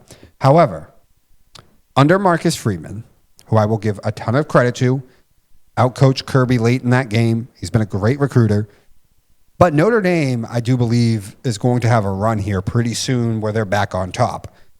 And that's because they have a unique position where they can keep talent. Everybody else is losing people in the transfer portal. Notre Dame has not lost anyone in the transfer portal last year, and they're not going to this year either. And the unique position that Notre Dame has is that they can get elite recruits who can play in the NFL, but they also, kids go there for the academics too. And they have a massive amount of money. So they can spend money just with just about anyone. I mean, the amount of successful people who have gone to Notre Dame, it's a massive alumni base. They do these big, all over the country, they do these big alumni sort of golf tournaments because these guys who have graduated from Notre Dame all make a lot of money. They have a very, like, everyone's got a connection to the school a lot. Like, you don't really have that much at some of these big colleges, LSU and all that kind of stuff. Like, Notre Dame is a very prestigious university. Guys care about when they went to Notre Dame. They want their team to be good. And they do these little golf outings all over the country with people who are CEOs and have massive connections. So the college has a ton of money, and recruits go there for the education too. Cult behavior. What? Cult behavior. Why? To care about your alma mater? Yep. Because you want to get together with your class and have a golf tournament? Yep. Oh, whatever. That's not the point. Mr. I hate college athletics. At least people who go to Notre Dame care about the education. I guess. Which is why I think they're about to go on a run. I really do, because they're going to be able to stockpile talent and keep it. Because they go to class? No, because people go there for the academics. So while everybody else, the minute they're not playing, transfers to another school, those kids are like, no, I'm getting paid well here still because Notre Dame has the money to pay the players, but I'm also getting an education that matters, and I will have connections far beyond what I could have if I went to Alabama or Georgia or LSU, where all they can really offer me is, well, if you go to the NFL, then, but these kids, if you go to Notre Dame, like, I have connections outside of football, but with a school like this. And it's paying dividends because while everybody else is losing people in the transfer portal, kids aren't leaving Notre Dame. But the people that are going to Alabama and these other places in the first place have no intention of going to class. Oh, I know. But, so why would they? But the only thing they care about is if they're playing. Yeah. So they won't stay there if they're not going to win the starting job. This is what I mean by these programs can't stockpile talent the way they used to. So the minute they have a few injuries, they're not the same team. It used to be back in the day, Bama had a first-round pick at left tackle, and they had next year's first-round pick probably right behind him. So if he got hurt, you didn't really miss a beat. Same thing at wide receiver and all these other places. It's not like that anymore as much. A lot of times they're like, shit, we got to go to this, red shirt freshman right now who could be really good eventually, but he's probably not ready yet. But again, at Notre Dame right now, and again, the pool of players that they can pick from is small because they have to be good enough to make it academically in the Notre Dame, and they have to care about their academics. But the advantage they get is they have such a cohesion with the roster because then when they get them in, they don't leave. But you're never going to get a Jamar Chase. You're probably never going to get the skill positions like that, but they certainly can do it in the trenches. They can do it on defense. They can do it on the offensive line, and they can definitely find a way to do it at quarterback, especially if you want to just have a guy transfer in at the end for the last year. Then he can be a Notre Dame alum. and he can get the perks of being a Notre Dame alum.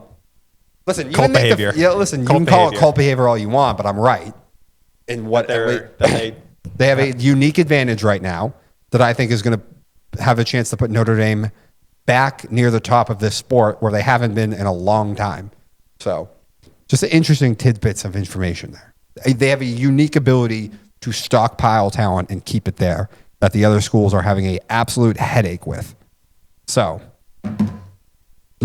with that, let's talk about two franchises that are sort of off in the middle ground.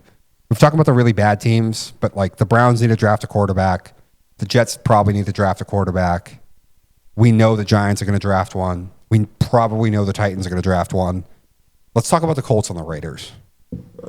Because I didn't know if the Colts were going to keep their operation. They did. They kept the GM and the head coach. I don't think it's the GM's fault. The head coach, I've heard some things lately that makes me think he's another one of these guys who's a really clever play caller, but probably not a head coach. Like guys showing up late to meetings, and that's just acceptable and like that kind of stuff. You can't do that. But that's a different thing. Where do these two teams go from here? Because they kind of need a quarterback. I kind of think you can, like AR can't do the simple things. Like he cannot throw the ball at all. Like I'm convinced no offensive line. We just had an accuracy throwing contest, 10 yards. I think I'm more accurate than AR. Like it's that bad. So and he's injury prone. So I think it's over for him.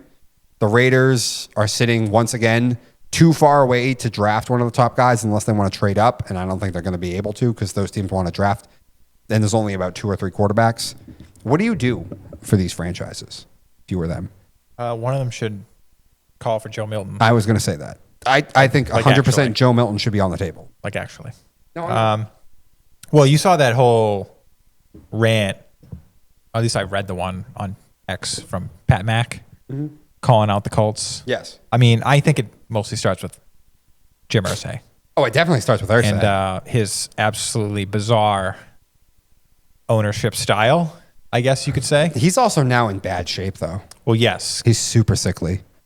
He makes no public appearances anymore. I mean, he OD'd. Was it last year? That was 2 years ago. Yeah, but I know he hasn't not been really seen since. So I know he's going through it, and that doesn't help. You don't want an owner that's got his hands on everything, but you want him involved. Yes. And he never was. He always got involved in the most weird way. Well, he would all of a sudden get involved impulsively. Yeah, and so I really don't know what the Colts can do. It's such a strange situation, and there's such a strange culture. And if you're not going to make any changes, why would I think anything's going to change next year? Yeah. I think the GM should have gone. Maybe you can give Shane Steichen some more time. Because, he's got Jonathan Taylor and Pittman, who's now just kind of... I mean, Downs has looked pretty good, too. Oh, okay. And that Mitchell guy... I felt like he was a ghost this year. Yeah. And he was kind of hyped up a little bit coming out for his talent. Yes. I really don't know where the Colts go. It's such a strange situation. And I'm down to keep Steichen, but I'm hoping the GM, for their sake, I don't really care about the Colts. I actually think talked to Irsay and said, we have a plan. If the Jets are done, but Aaron wants to play another year, I actually think the Colts would make some sense. Really? Because they are way too far away to draft one, but they're in a division that's still wide open that you can make a play, and they do have things in place that, I do think this roster is pretty good. It's all right. So, and the division sucks. Yes. Well, yes. So if you can get that right, and listen, Aaron, and I'm one of the most critical people of Aaron.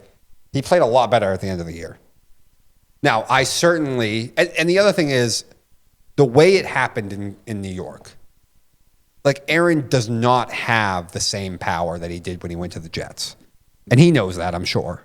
Especially if he wants to keep playing, he's going to have to accept the fact that he doesn't have the same power. So I don't think he's going to even attempt to run roughshod over the Colts the same way he did with New York. And again, it's probably only a 1 more year thing. I don't know. I kind of think Aaron would make a lot of sense. He does not make sense for the Raiders because they're too far away. I think especially in that division. I think the Colts need to stop with this old man stuff. Matt Ryan, Phillip Rivers, Wentz, Flacco. Hey, listen, I actually think things went off the rails with the Colts when Jim Irsay told them they had to trade Carson Wentz away. He was never going to. Carson Wentz was so I'm not awful saying he was going to. I'm not going to He's say he was going to win everything. you a freaking Super Bowl. He's not going to win you anything. But then they had to go get. Was it Matt Ryan? They needed Carson Wentz to do just one thing for one game against one of the worst franchises across sports, and he absolutely shit his pants. I get that, and I'm not saying that he was the long-term solution, but when Irsay made them trade him away, he put them in a position where they're like, well, what the hell are we supposed to do? If we knew that, I think if they had known that Carson Wentz was going to be that productive, but Irsay was going to make you trade away. Instead, you can do the season over again. Don't get Wentz, and you might as well just lose a bunch of games and draft one. I think they would have taken that. They would have drafted one instead. But they did. Then they couldn't draft a quarterback because they had too high of a pick, and they had no clue what to do. So then what did they do? They had to go give a bunch of money to Matt Ryan, who was worse than Carson Wentz. Yeah. And was awful. And then they went with the project in AR, which did not agree with. But that's where we are today. And again, they're drafting way too high to draft a quarterback, dude. They don't. Now, I don't think they should. Again, I wouldn't be above them taking one in the third or fourth round. And like, let's see. Have them sit for a year. I guess. Maybe we'll find something. But like, AR is your guy, and he needs to be your guy right now. No, AR's done. For the year? No, that's no. Unless you're going to trade for Joe Milton. It's over for AR. It's not, though. It's over. It's so over. You can't be this injury prone and not be able to hit the broadside of a barn. He kind of got some serious Jamarcus Russell feels. I mean, I think that actually his biggest problem is benching himself on third down in the positive side of the field. That certainly and not his certainly injuries did not help either. I think that's actually the I worst thing. think the Raiders are the team that should make a call for Joe Milton. Sure, I'd be fine Because with that. they're not in a place where they can contend. Like if they traded for Aaron Rodgers, they're still going to suck and they're going to finish last in the division. Like at least the Colts are in a division they can win. They should throw everything at a wall and see what sticks. I would call the Pats. What do you want? You want a third? You want a fourth? What are we talking here? I'd go get Joe Milton. I'd probably take a quarterback late in this draft as well, second round, third round. And I would just, again, throw it all at the wall and see what sticks. Because you don't want to trade up for any of these guys. They're not that good. They're B plus prospects. So, and when they get drafted by these teams that are picking in the top 4, they're getting overdrafted. I mean, so I certainly wouldn't give up draft picks to go get them. So if you're the Colts, you are stuck. Yes, I think so. So it's Anthony Richardson. It's Rodgers. It's not, because he's probably not. Well, one, he said if he wants to play again, he wants to be in New York. Now, he says a lot of things. Now they won't have him, so I assume he's just going to retire. All right, maybe. If he retires, then. But also, I don't. If he retires, then the Colts have to do the same thing that I probably just said. With the Raiders. I also just think if he doesn't, that's a terrible idea for the Colts. Okay. Then you're just going to spin the tires. Yep, pretty much. And you're just going to miss the playoffs next year by maybe 1 or 2 games again, be in the middle of the draft pick, and then you just spin the tires again.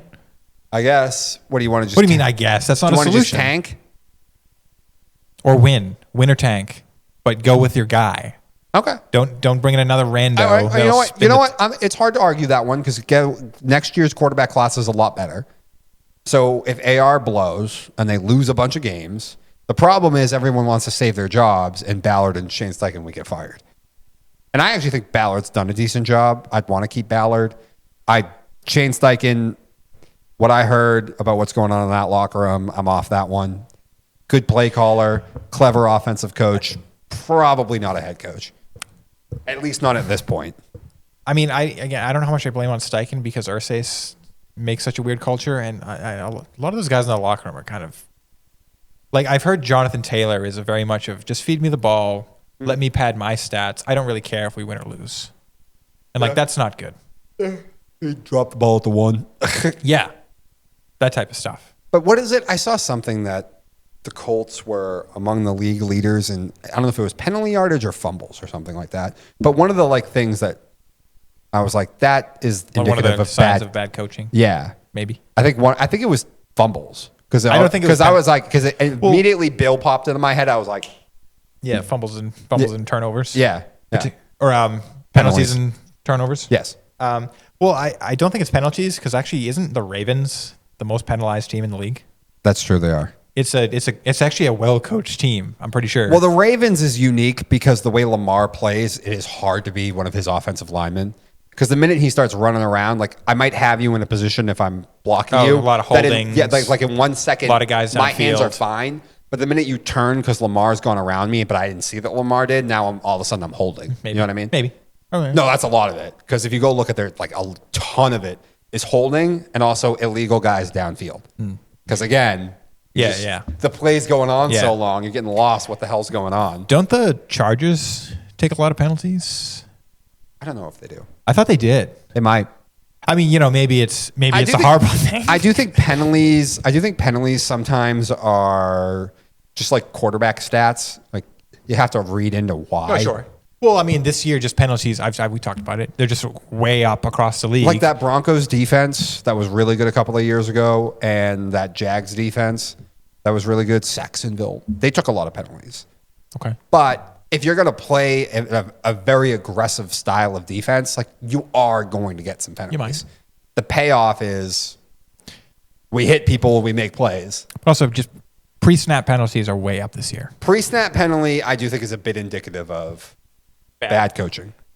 Again, if you have a great pass rush and they're trying to get a head start a little bit, I can accept those. But things like illegal formations, false starts, that's bad coaching. I do agree with you, but the problem is they're so up just across the league, especially listen, illegal formation. About this, and by the way, you know how I used to say, it's not what I used to say, it was a fact that at minimum 6 to 7 new NFL teams make the playoffs. I think this year was only 4. And that's the first time in well over a decade. And you know why? Because it's not actual 6, it's average of 6. No, it was at least 6 would Average make of it. 6. Average was 7 sense. was making it. Doesn't make sense. It doesn't make sense. No, I'm telling you, it was at least 6 for a decade straight.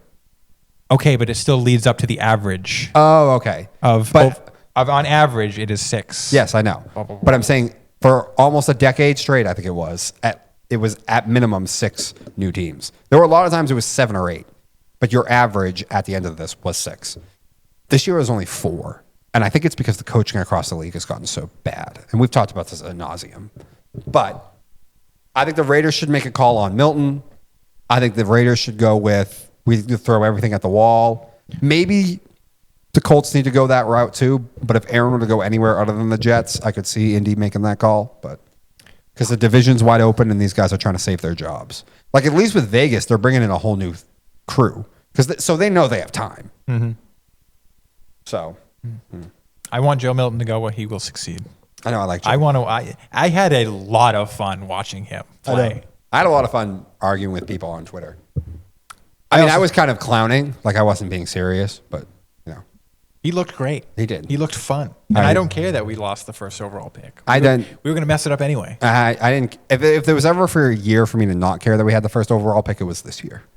I wanted it to trade. I don't know if anyone's going to trade that much to move up for these quarterbacks. I really don't. I don't think you would get a huge And I don't want Travis Hunter because he's a way better corner than he is a wide receiver, and we don't need a corner.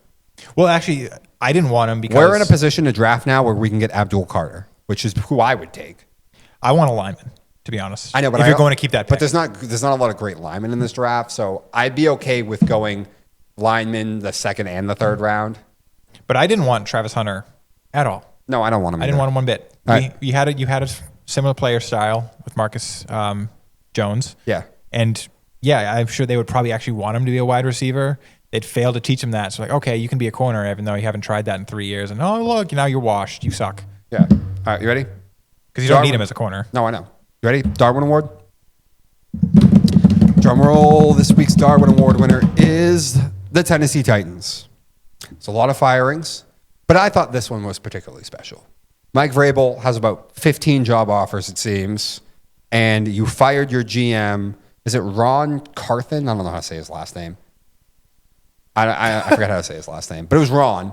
You fired your GM 1 year after you hired him, and you hired the said GM, and fired the head coach, Mike Vrabel, in a power struggle. So you chose this GM over a head coach that now has about 10 job offers, and you gave him 1 year before you fired him.